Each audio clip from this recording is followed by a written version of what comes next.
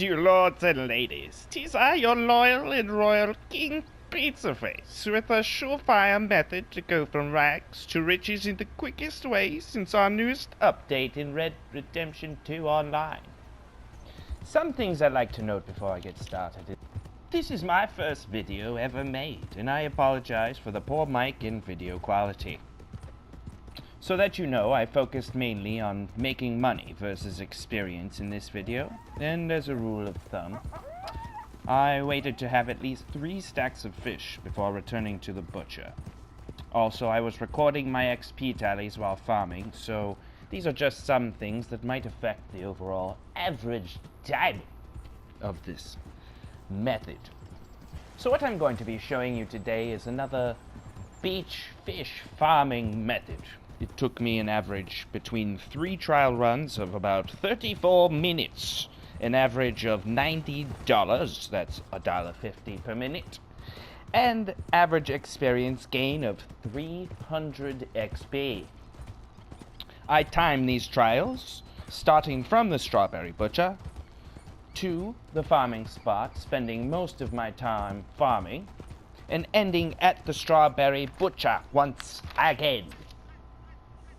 I have chosen this spot next to the Dakota River and Bard's Crossing area because of the avian creature population, good for farming experience, and it's got a nice shallow pond that I'll be showing you in a moment. It's quite easy to access the butcher in Strawberry from, being about a 1.5 to 2 minute ride. There are 5 types of fish located at this area that I'd like to make note of. The steelhead trout for $2.50, a largemouth bass for $2. My personal favorite of fish, the rock bass, for its excellent taste in music, redfin and chain pickerels for $1, and bluegills for 75 cents. One thing to note, the guns I'm using: a varmint rifle, a rolling block rifle for larger game, and a high roller revolver because that's how we roll. As you can see entering the area, you're going to want to take caution, mainly because you can see some valuable pronghorn bucks, sometimes even white-tailed deer. Here's a 3-star now. Let's take this shot. Son of a... and as well some duck. Duck hunting is the name of the game. 10 XP per pop. 20, 30, 40, 50. I am going to tell you that this is much more difficult to accomplish with other players around because they tend to spam your area, wondering why you're shooting the water, not shooting fish. But this is what will make you much smarter than the average bear. One thing I tend to do is leave at least 1 carcass in the area. This is for the fact that ravens and crows will pluck upon the bodies as they descend from the sky, giving you easy targets to strike. In my personal trials, I've noticed it's much more efficient to flee thine steed, so that it's not only out of the way, but it also does not get harmed in case you get attacked by wolves. So, let's quit the jibber-jabber and get to it, why don't you say?